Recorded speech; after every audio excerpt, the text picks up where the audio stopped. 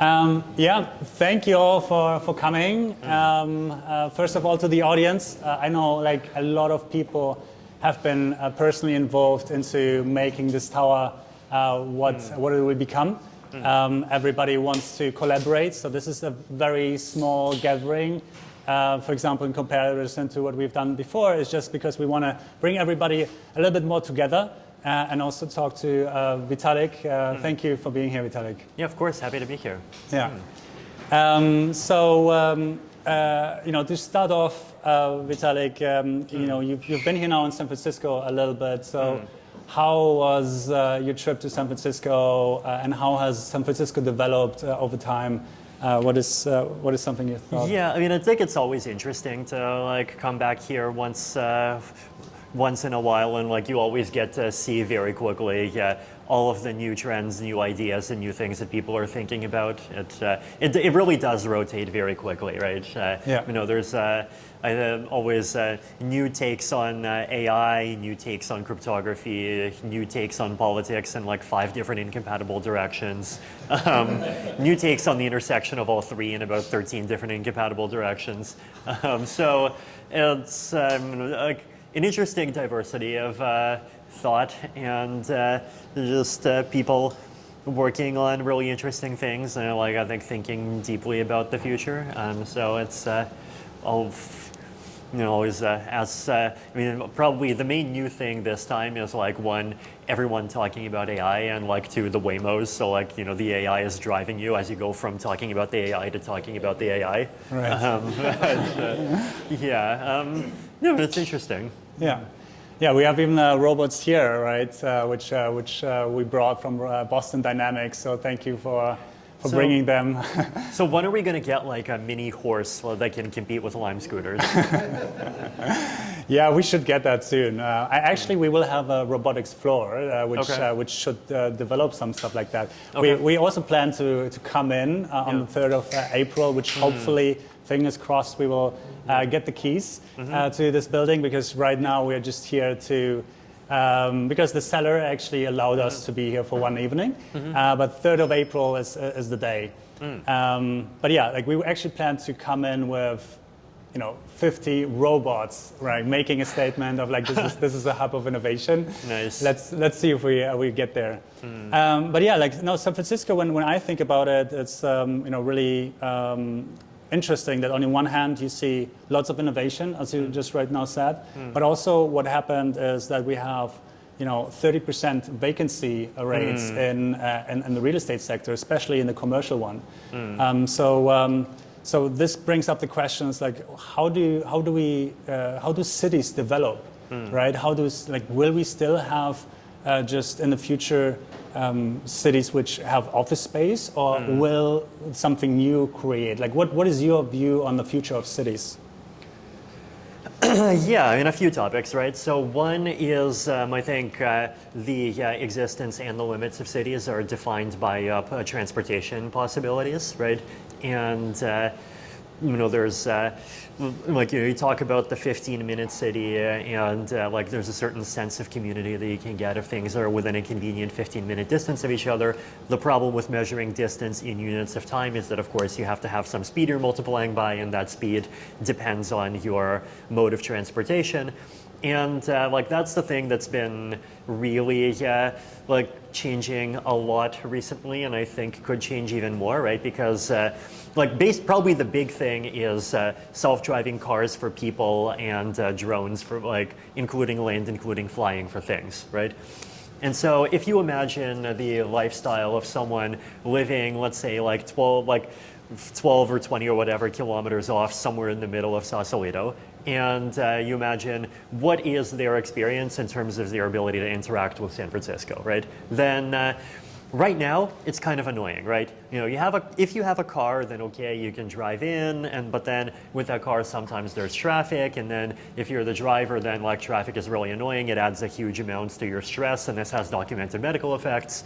And then if you don't, then okay, you can take public transit, and we're not in Europe or East Asia, what's public transit? And then, or you can go take Ubers, and then you're burning $120 a day, right? And that's the status quo. Now, if you imagine replacing all that with proper automated everything, right? So self-driving cars can use roads more efficiently because they're going to be much more able to pack tightly while moving than humans are,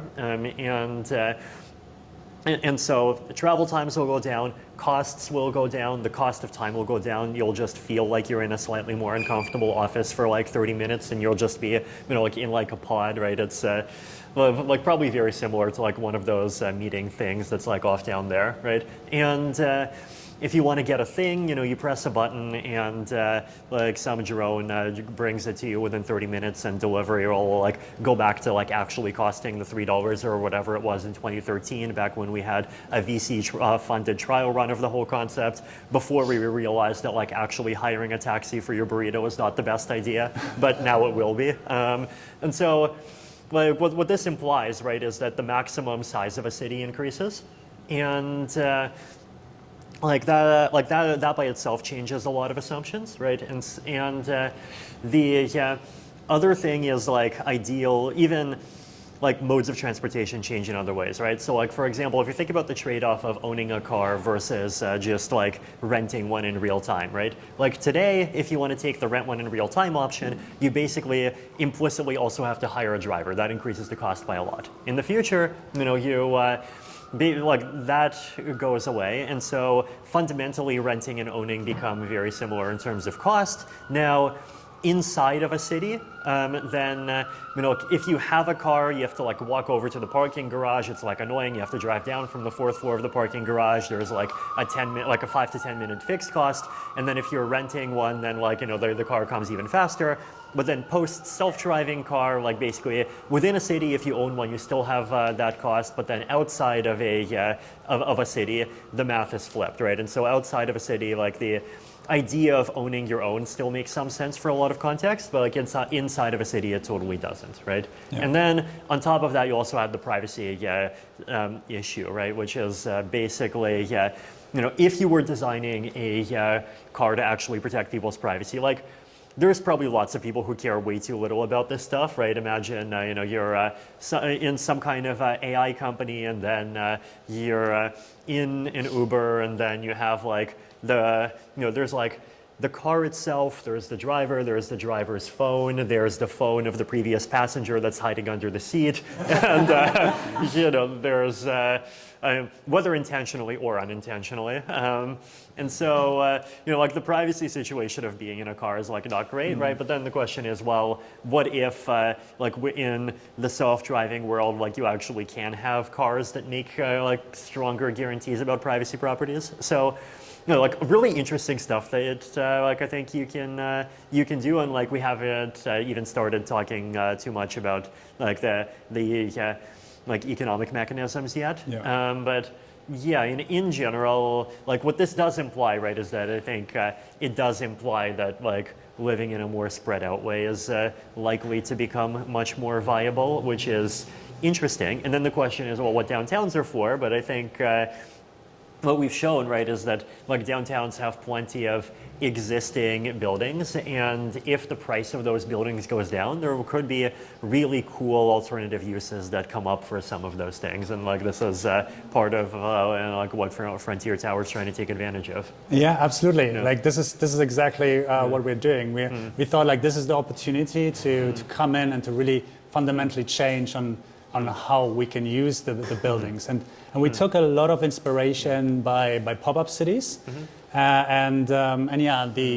Let's say the mother of all pop-up cities, at least to my knowledge, was Zuzalu, which you created.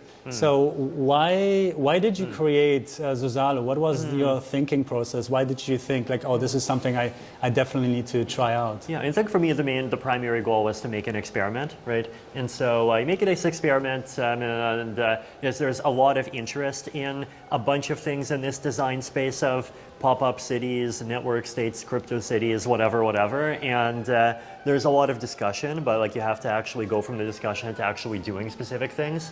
And so if you do things, then like you're able to get much more useful data that you can get out of like 10,000 word like blog articles responding to 100,000 word books, right? And so like if you actually run the experiment and then you learn things, and then other people make their experiments on top of that, and then we actually get to figure out what are the things in this whole form factor that are actually useful to people. Yeah. Yeah, and I think what you guys are doing here is definitely one of the like really nice like potential next evolutions of that. It's interesting, but like I want to stay first a little bit with the pop-up cities. So like experiments, sometimes they work out and sometimes they fail. But like when you look at pop-up cities right now, you started it and then suddenly it boomed, and like we have dozens of pop-up cities all over the place. So what do you think is like the magic? What is something which I mean, is maybe the key we can ask you. So how much time have you spent in pop-up cities after the original Zuzalu one? Months, Half a year. Okay. What about you? 5 weeks. 5 weeks. Okay. What was the value for you? So for me, the value was that, you know, I got super creative. I liked being with the people together because like they inspired me, and this I didn't really have with normal kind of environments, and it allowed me to also explore different other verticals, because I was, you know, focused on maybe one or two, but I didn't have any knowledge of the others, and it was the opportunity to connect, cross-pollinate with all of that. But I wonder, if it's basically, if it's just the people, or if it's also a little bit about the structure on like how the governance behind that, right? Because this is something which we are thinking a lot also, you know, with Ethereum, and like, is it just the people, or is it also the like how do we do that? How is the governance around that? Actually, so before since you've spent like 5 months in pop-ups, I'm curious, what about pop-ups has been so attractive to you that you've stayed for so long? I think for many of us here, it's been the people and the ideas, and we're going to get to live with them. It's the alternative that I have to me being locked up in a dungeon doing crypto stuff. Okay. So pop-ups have a big density of ideas. SF as a city has a big density of ideas. How would you describe the difference between being in pop-ups versus just living in SF? I don't live in SF. Okay. I live in New York. It's a similar thing, but I think part of why I like pop-ups is because I was missing New York. And I think that's the same with many people I had after the pandemic. Yeah. They were looking for that. Yeah. What are the elements?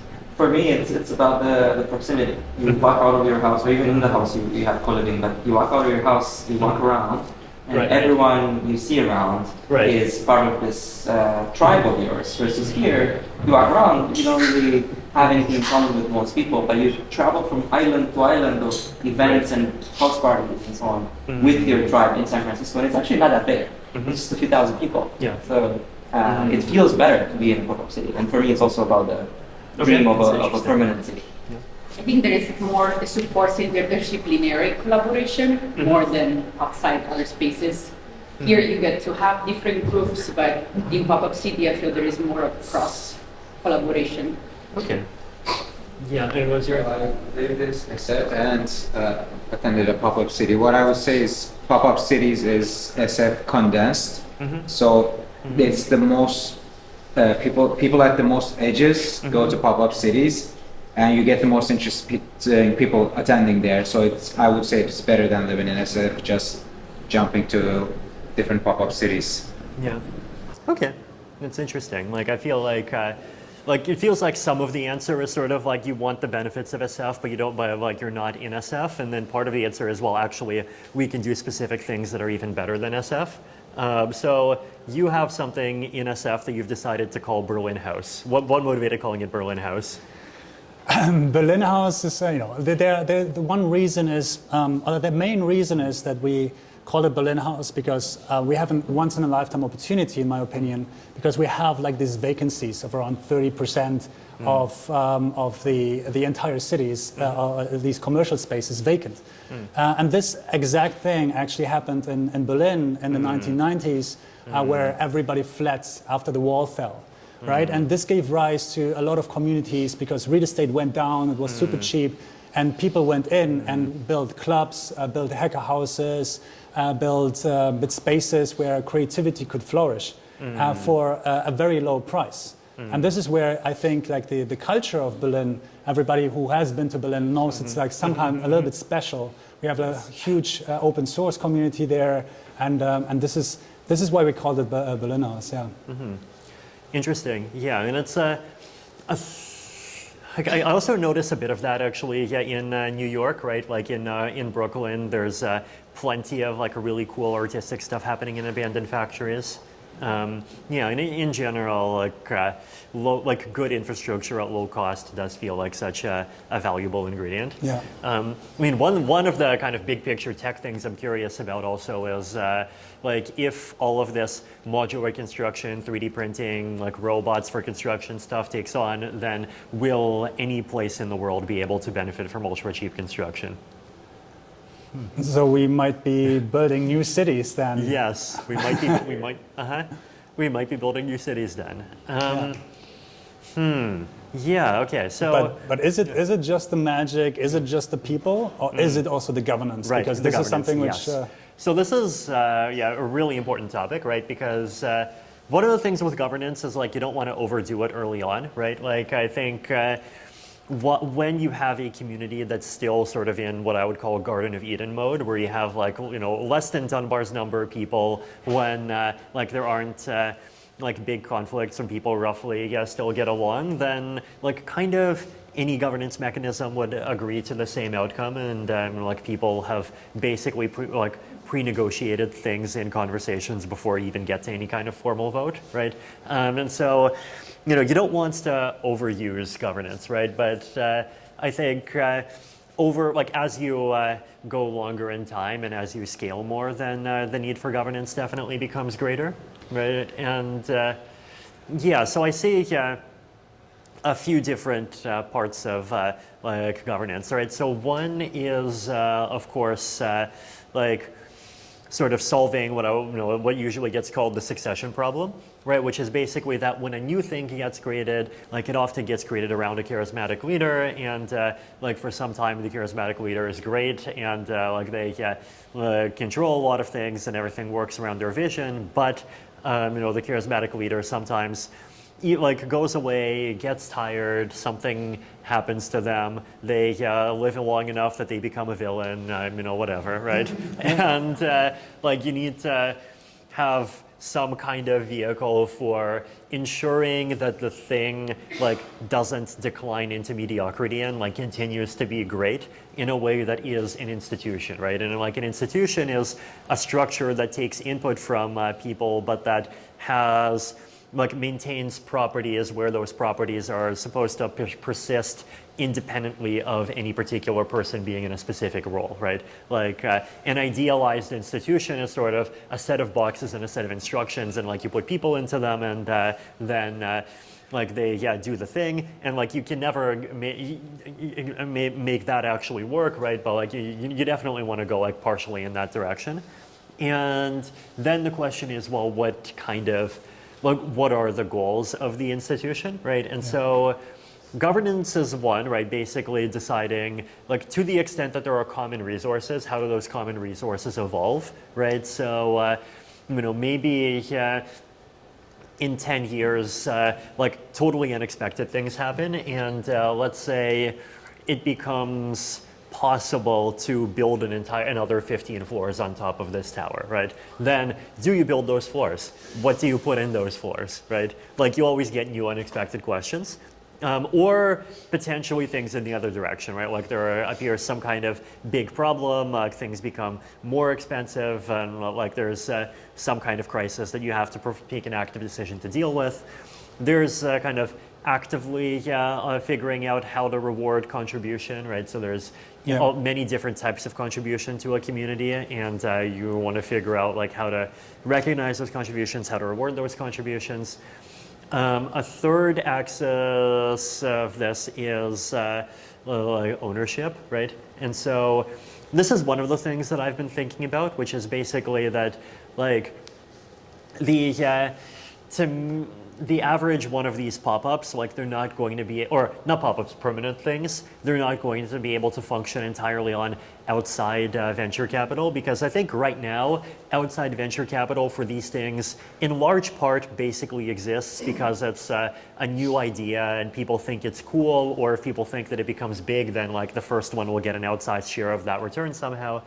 But in the long term, like the money coming in should come from like either like people who are expecting to actually directly benefit from the thing, or potentially you could do things like make it be partially an incubator, and then like you at least have a potential like stream of outsized returns that like an investment could be backed by, right? And so, like, I mean, for me personally, I think the best thing is if you have high overlap between people who are owners of the thing and people who are participants of the thing, right? Because that's how you get a community in. Like, if you don't have that, then eventually sort of the people who are contributors but not owners will basically feel like they're being colonized, and they need to just like coordinate their way to sort of get out of the yoke of the thing, and then they just like move to a different thing, right? And like it just like I think if you create too much like if there's too much division between contributors and owners, like you just create like it invites conflict, and then even if there's no conflict, like the people who are in the best position to make contributions that are hard to measure do not have any like do not have a personal incentive to make those kinds of contributions and make the place better, right? It's I mean it's kind of the classic sort of Georgist problem, right? Which is like if you are like if you're a renter of a place, right, then you might imagine, well, maybe you could do a thing to make that place better. But if you make the place better, then like actually, well, the landlord notices, and and like you've also made the place better for other people that might potentially live here, and so your rent goes up, right? And so like you've sort of captured 0% of the value, and it might even be bad for you, right? And so the thing that you always want is you want like possibility of improving to be coupled with like default value capture from improving, right? Which is actually where the philosophy of land value tax comes from, right? The philosophy of land value tax basically says, like, essentially everyone is renting land from the government, but then everyone fully owns whatever they build on top of the land, right? And the reason why this makes sense is because, well, the actor that is most likely to make improvements to land, which basically means like surrounding public infrastructure, is the government, and so you want to give them incentive to like do a good job of improving the area so they can value capture from it,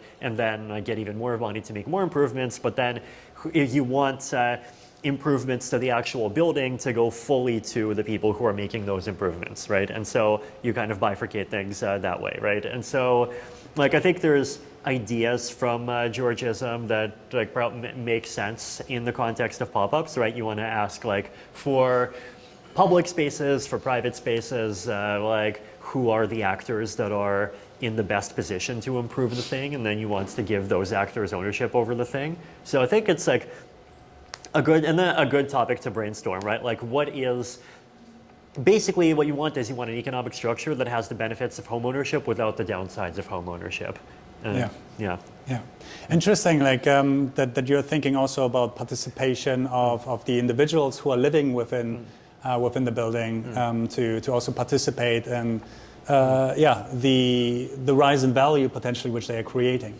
So Christian and I we actually had a similar thing where we created a hacker house more or less. Was partially co-living, partially third space. It wasn't called third space back then, but it more or less is the same concept. And we introduced certain governance structures in the first year or two, and then basically we traced ourselves from this, and this community until this very day is still active. And but this was only for like around 35 people, and so this is completely different from what it would be here with like potentially hundreds or maybe even thousands if we make it right to come and participate in that. Right. Okay. So this is, by the way, an interesting conflict of interest, right? Because if you think of the idea of thousands of people being here, A lot of people like peace and quiet. A lot of people like not being too many people around them. And so there is an extent to which success of the place is kind of slightly misaligned with at least a subset of people's experience, right? Now, you might actually, it's going to be different for each person, right? Like for one person's overwhelming, just oh my God, too many people is another person's higher probability of meeting the person, a person that they actually find really interesting, right? Yeah. So I think one of the aspects of economics and governance also should be to try to think through some of those things, right? I think you want to minimize the extent to which you even have contributors that have goals that go in very different directions, or to the extent that you do sort of figure out how to minimize those conflicts ahead of time by agreeing on principles, right. Which is where often it's easier to make agreement, as opposed to having to figure out everything and having to agree on substance. I agree. This is the things which we need to think about. Do we want a cap? And when we establish a cap of people in the very beginning, do we want to have potentially a vote which then can change the cap, right? Because how do we know how people live in the next 5 to 10 years, right? We can make only assumptions, but it needs to be somehow of a flexible system.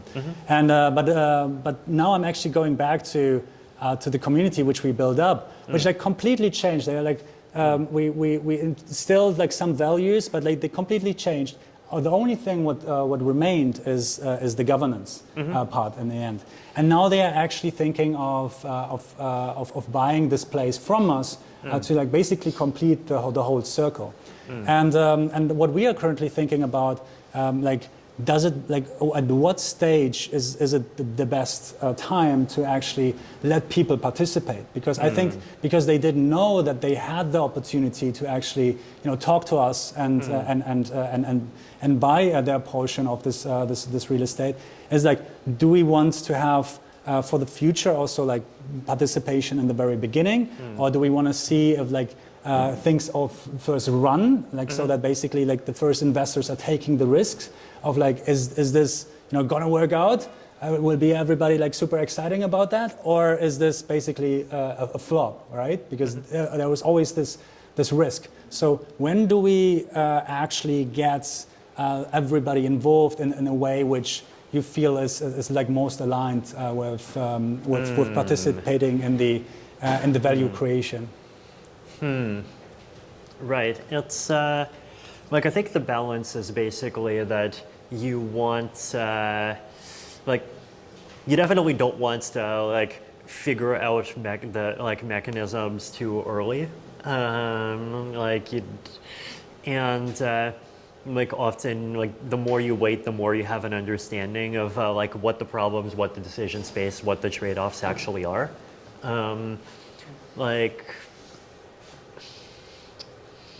Yeah, how would I think about approaching this? Okay. Yeah, I do think that if you even have a commitments that there's going to be a DAO at some point, for example, then there is something that people can start coming up with ideas for and iterating on and figuring out how to make that structure better. Yeah. And then I also think that for structures, you want something that's friendly to it upgrading itself. Absolutely. So upgradability is just something which is really important. There needs to be some base structure, but it needs to be able to be changed over time. What are some learnings? Because you created Ethereum, right? And Ethereum has an absolute massive success, and you somehow designed the economic and social, game theories in a very nice way. So it functions as a very, very decentralized layer of the new free internet, I would call it even. So what are some learnings which you had with Ethereum, which you might adopt now to the notion of creating permanent cities, permanent hubs? more So- hubs than cities. So I think of the role of a founder as being split into three components. One is technical founder, one is organizational founder, and one is meme lord.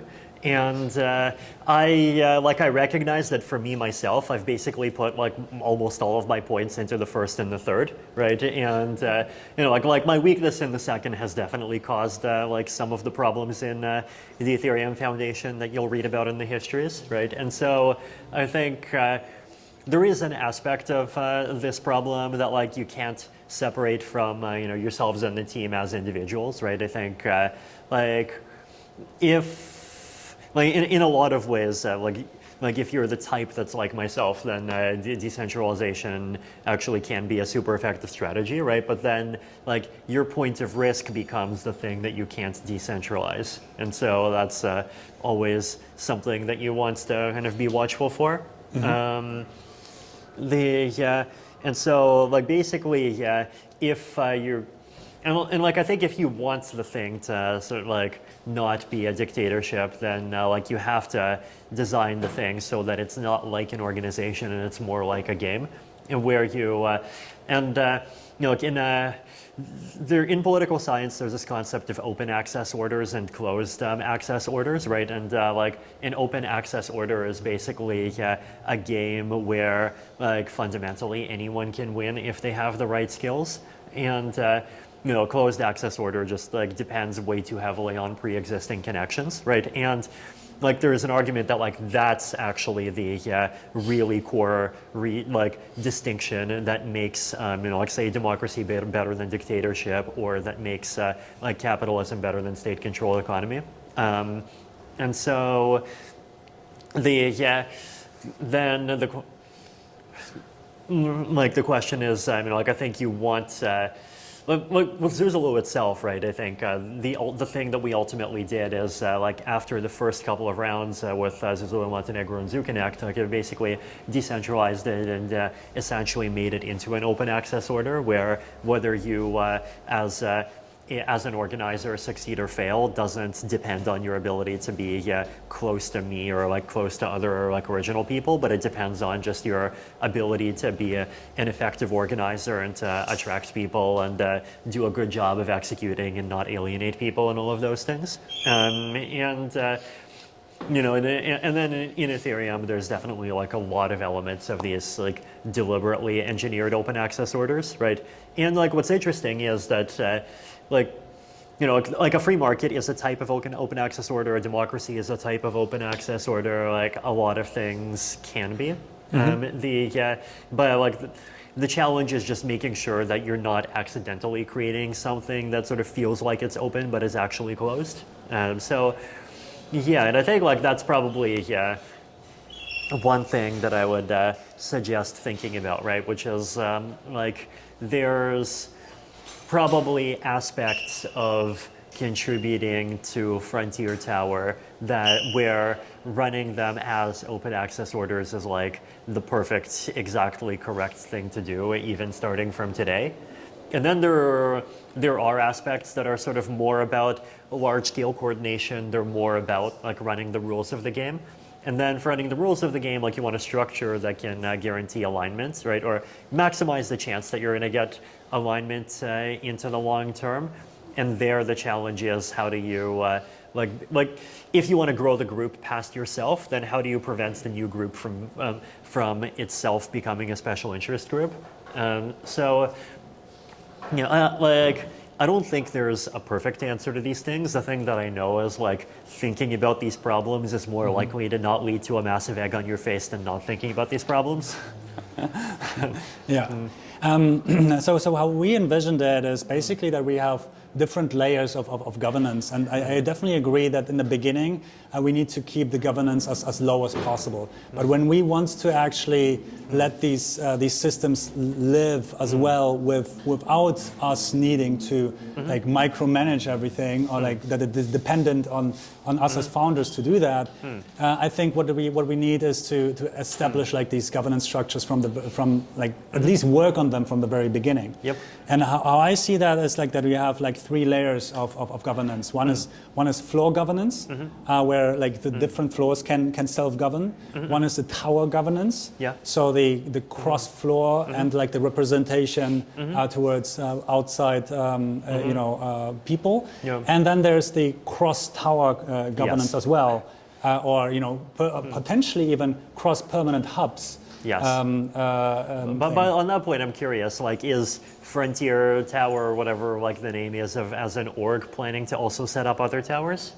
So yeah, how we are structured is like basically Berlinhouse is the one which will have different towers if this experiment is a success. Right. And Frontier Tower is the tower in San Francisco, which will always stay like that. I'm curious, what are the other cities? We were thinking of like currently taking opportunity of the really cheap real estate prices when you think about it, because we have like these 20-30% vacancy rates. This comes maybe once every 20 years or something like that this opportunity is happening.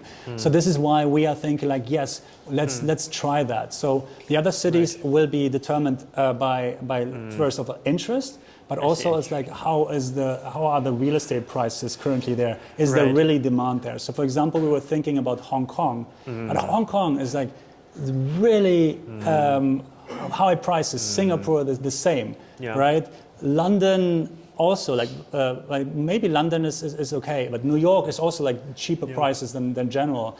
Like we haven't made the conclusion there yet. Any tips for that? Yeah, no, it's an interesting question. Like you want, I think, places that have like really cool cultures, but where at the same time costs are low. Yeah. I mean, if you want one that's kind of crazy, Kiev.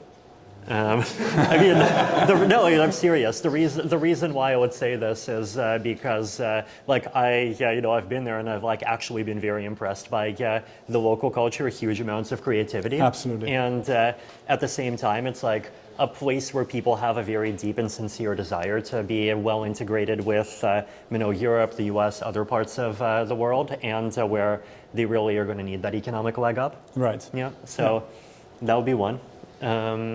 We thought about Buenos Aires as well, at least Christian did. So what do you think about Buenos Aires? Yeah, I think definitely very much in the same camp. I mean, it's like the economy is getting better, and at the same time, ironically enough, I think because Milei abolished rent control, like it's becoming more affordable now. So it's like it's probably I could easily see the real estate market being in a local bottom like a year or two from now. Absolutely, absolutely. Yeah. So we were also thinking like we need to see if this experiment actually succeeds and involve all of you, right? Because like you are here for a reason. Because like you've been involved closely with what we are doing, and I'm super happy that without you this project would not be here. So thank you to everyone here for coming. Thank you, Vitalik, for this great talk. And and we might be opening up for quick questions from the audience.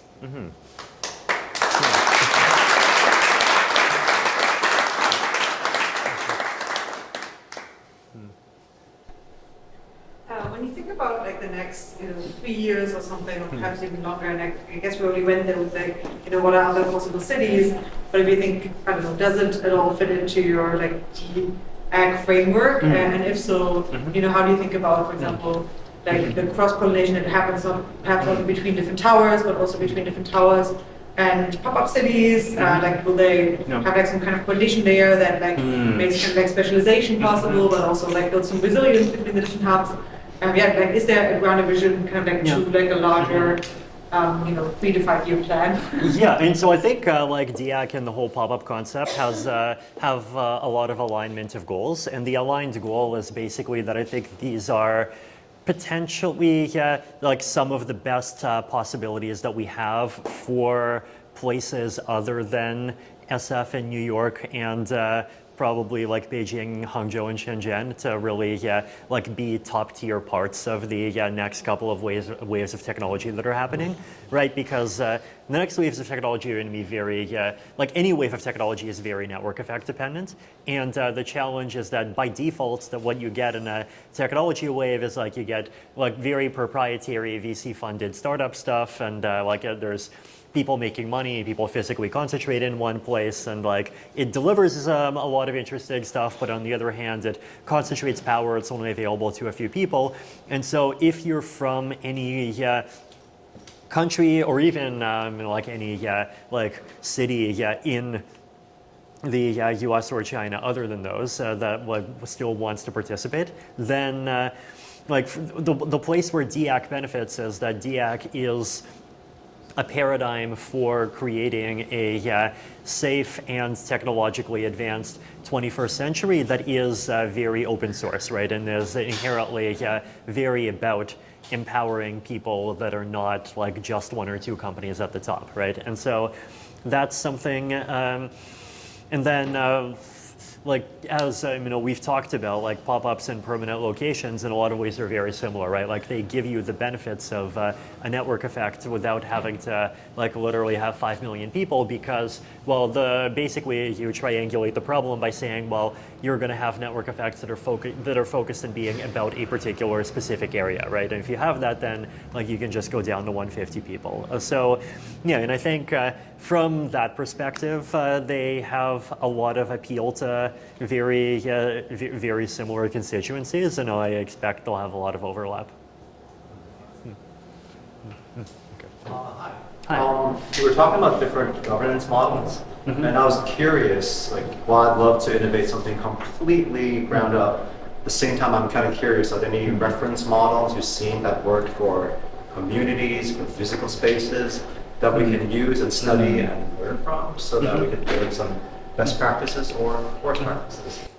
Yeah, I mean, I feel like basically everyone who's trying to like design one of these things has done their own deep dive on like various different pieces of history, right? So like particular sort of antecedents. I mean, one is Epcot, right? It's like the city of tomorrow by the Disney person that they tried to create about 50 years ago, but then it kind of like the goals sort of ended up degrading a bit, and then it basically ended up being a theme park, right? But the original goal was quite a bit grander.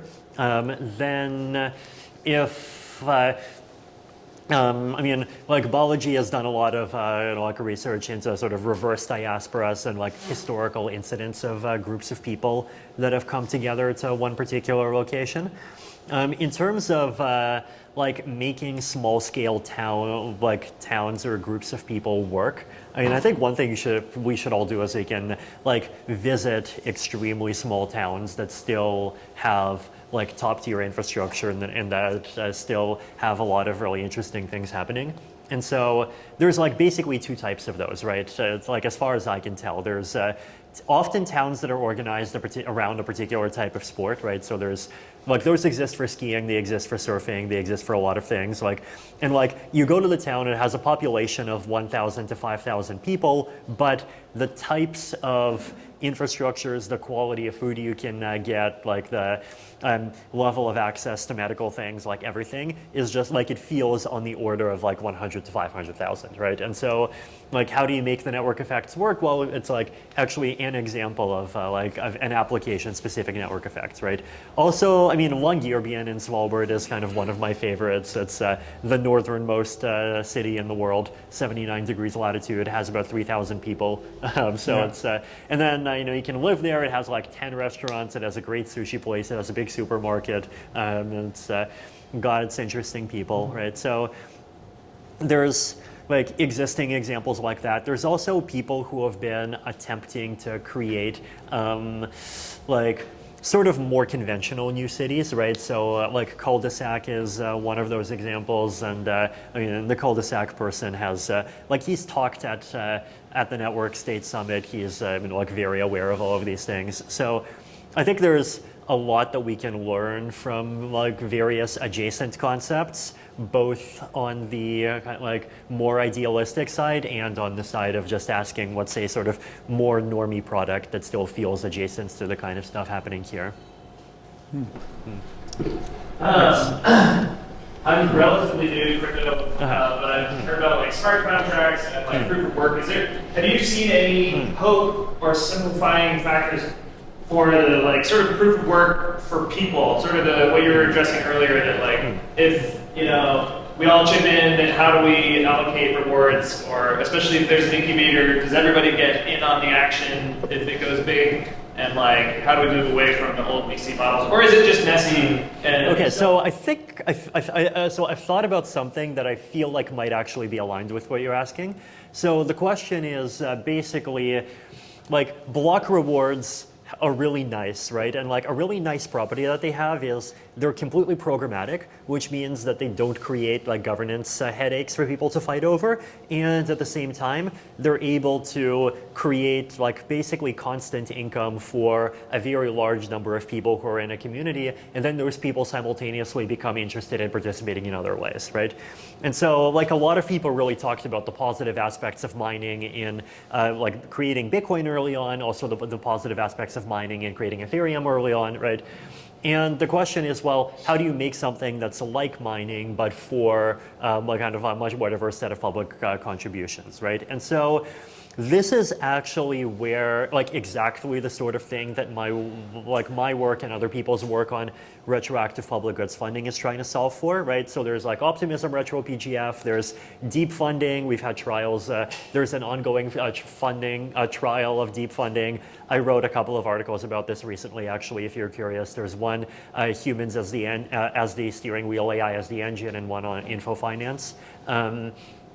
So the core idea there is you basically try to make a maximally programmatic mechanism for trying to identify like what is the set of contributions that people have made over some time period, and then just automatically reward people based on based on that estimate, right? And then the core I think there's basically a few core problems you have to solve here. One is that like metrics get gamed, right? It's if you have like basically people are going to be motivated to do the thing that's legible and to not do the thing that's not legible, or possibly even to do the thing that's legible in a way that takes shortcuts that cause illegible forms of harm, right? So I mean, one example is like, oh, let's say if someone cooks dinner, they get 50 points, and then someone just says, okay, I'm cooking dinner, and then you realize that they just like shove like in front of you a big bag of rice and beside it a big bag of lettuce, and like they technically satisfy the criteria, right? And then the other problem is like this complicated psychological like mix issue that like you can easily kill intrinsic motivation by kind of like over measuring and over rewarding certain things. But I think this is the sort of thing that like you absolutely should be experimenting with. So yeah, like I think talk to Devansh and like figure out how to do deep funding rounds for this. And oh, here's a fun idea. Instead of the deep funding round being like the thing you receive being dollars, the thing you receive can be some of the shares of the DAO. Oh, so that's interesting. Right, so this is nice because it also automatically allocates the largest share of DAO revenues in the hands of the people who are the most effective and the most committed contributors. I like that. How would you say, in your experience with pop-up cities, like being in different places, like how would you, what do you think is the best way to integrate into a place where you visit? Sort of like, like a nomad versus like a farming society. Like the nomad is like going from place to place, and the farming society just settles. So what's the best way to integrate or interact with the surrounding communities?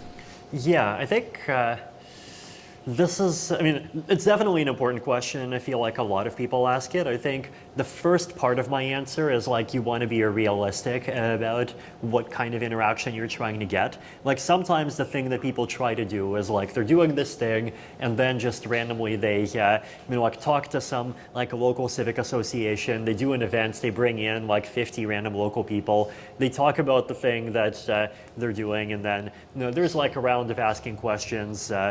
Potentially someone brings up the question of whether or not what you're doing is colonialism, and then like you have, but like on the whole it's a positive interaction, but then like not that much actually happens in the long term, right? And I think the reason why it does that doesn't work is because you're trying to the distance you're trying to bridge is too large, right? Basically because you're trying to create this like very highly selective group of people from the outside, and then you're trying to interface with like a totally unselective group of people, group of locals who just have a completely different set of interests, right? And so the thing that I haven't maybe seen enough of is like definitely attempting to interface with locals, but like actually identifying the locals who are most aligned with the types of things that you're doing, right? I mean, actually even like in Montenegro, like we've actually managed to find a few local, like a few Montenegrins who are actually really interested in like some of the technological and legal challenges that we're doing, and like some of them are increasingly like actively working on some of the efforts there, right? And then if you want to like get enough people, the other thing to do, I think, is like you can think local, you can also think regional, right? And so like increase the distance a bit that you're willing to talk about, but then like you still create a hub of people who are from a similar area, who still have like who can be bridges between the local and with the local culture, but that have more context in the kinds of things that you're doing.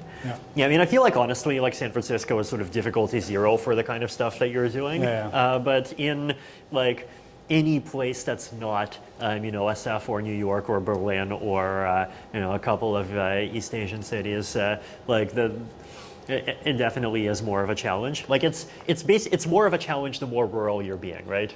But I still think like what we are doing here is like we are getting local communities to basically and give them floor space, right? Yes. Like what we are doing is we're creating a blank canvas for people to come in. We're not bringing people from outside from SF and say like come here and like exactly. we are creating this town. It's like we are interfacing. Exactly, I agree, and I think like SF is one of the few places where it's like actually easy to do that sort of thing, right? And I think the challenge is if you do one of these things in places that don't have as established local communities, then like the level of emphasis on bringing people from outside is like inevitably going to be higher, right? And so like there's actual value in like bringing like 21st century open free and open technology at this level of sophistication to places that didn't have it at that level before, right? But then it's like in exactly those places where that value is highest, that's also exactly those are exactly the places where the bridging problem is also harder, right? And so I think like you do like there's definitely value in having some part of the community like actually do the hard thing and try to solve that. One last question and then we yes. Actually, until very recently, you also mentioned that there's a lot of innovations being driven by centralized bonds, VCs, etc. And I think we've seen VC valuations versus like there's also a lot of great innovations being driven by fair launch, community-driven approach. And sometimes if the valuation discrepancy between VC valuation and community valuation is too much, then actually theoretically there's an inefficiency in the capital market. So how do you see innovations and project valuations going forward? Especially after a lot of the VC tokens performance in the secondary markets being corrected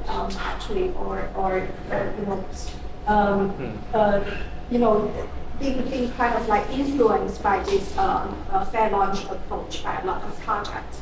That's number one. And Sorry, so what's the question in number one? Oh, how do you see the valuations of projects, to align the discrepancy between fair launch valuation and the VC valuation? Right, I see. Yeah, I think, okay, maybe let's like start with that. I mean, I think one of the issues there is always that like when a VC invests in a thing, that often comes with an implied promise to kind of put their weight and put their network effect behind the thing, right, and support it. And also, like VCs have do a huge amount of sort of under the ground social collusion, right? Like there's definitely, like whisper networks and like group chats of where like there's a lot of coordination around which project is being king-maked and like which project is sort of being quietly ignored, right? And then if you have a bunch of VCs that are like together say like we are king-making the thing, that means they're investing in it. That also means that they're telling their other portfolio companies to integrate with it, and so they're like basically pushing up the network effect. Like that's a thing that's hard for a community to compete with, but I think like that's exactly like the value add that a community has to compete with, right? And I think communities have very unique advantages, right? Because like if you do a project as a fair launch, then you're going to get a very large number of people participating. You're going to get a very large number of volunteers who have a lot of energy, a lot of intrinsic motivation in contributing to the project. And you're going to be able to also immediately have a lot of users who are going to help you with making whatever you're building better. And so I think what we need to like get those benefits up to the point where they can do the best of sort of competing with the VC cabal benefits. And then the other thing is we can actually make the VC cabal benefits go down by creating decentralized things that compete with the VC things. So like decentralized exchanges competing with centralized exchanges was one example. Another example is like during the ICO era about like 7 years ago, there was a lot of VCs that were like a lot of these like exchange-run launch pads that were like basically became a bottleneck, and they extracted a huge amount of rent. And so the question is, well, can we create a decentralized launch pad? And actually, a decentralized launch pad would even have competitive advantages, right? Because the biggest thing with a launch pad is like, well, part of its goal is to try to filter out good projects from things that are probably scams, right? And anything centralized has a hard time of doing that because the centralized operators are going to be corrupt, right? And so if you have a decentralized thing that does a good job of like actually having a governance mechanism, then like that, like you have credible neutrality, right? Like you have like a form of trustworthiness where you actually have an ability to convince people of your trustworthiness that's above what any of the centralized exchanges can offer. So I think, one of the value adds of like any of these vehicles, like like pop-ups and permanent locations that can do to this is to like actually help organize and to help accelerate this community layer. Do you see agents as an active contributor to the community, and hence they should receive rewards for their contributions? Yeah, I mean, I think in general, like I'm definitely more of a fan of like seeing agents as an extension of people who run them, as opposed to trying to maximize them being independent life forms with independent economics. But I think they definitely play a super valuable role. Actually a lot of intersections with governance, right? Because I think governance is a matter of preference aggregation, and a big problem with preference aggregation is like you have a bunch of people who have it's a lot of work to like get preferences out of people, and then if you ask people more than 10 questions, they get lazy, right? Yeah. And so like for the first 10 questions, they actually put a lot of work and a lot of deep thought. For the next 20 or 30, they like click like, okay, 1, 4, 7, 3, 5. And then like eventually they just like start clicking 5 on everything. Right. And so that's like with an agent, the thing that you can do is, I'm like, this is kind of abusing the term agent. I mean, I actually prefer the term AI. Like you basically just, you can scan all of a person's public and private messages, and you can create the thing that people call a digital twin. And, like you can try to make an LLM approximation of their values, and then you can have that vote on their behalf. Yeah. And so this is actually similar to distilled human judgment, except instead of applying at the collective level, you apply it at the individual level. I mean, ultimately, I think it should be applied at both the collective and the individual level, right? Yeah. And I think a lot of value there for agents and AI. This is actually something which we are also thinking about, like when we create like this constitution, will we be able to actually get all of the citizens to vote, right? So creating AI, using AI, and thinking when we are creating the constitution of in 1 year, in 2 years, we will have the ability to take an AI, having our preference, basically letting them know, and they will choose on our behalf. We will always have an ability to come in and say like, oh no, like for this kind of decisions I want to take it personally, but basically it takes away all of the 90% which I don't really 100% care about. But yeah, thank you Vitalik again for that round. Thank you too.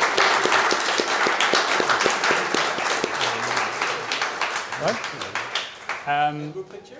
We can do a group let's picture. do the group also picture, with a new robot. From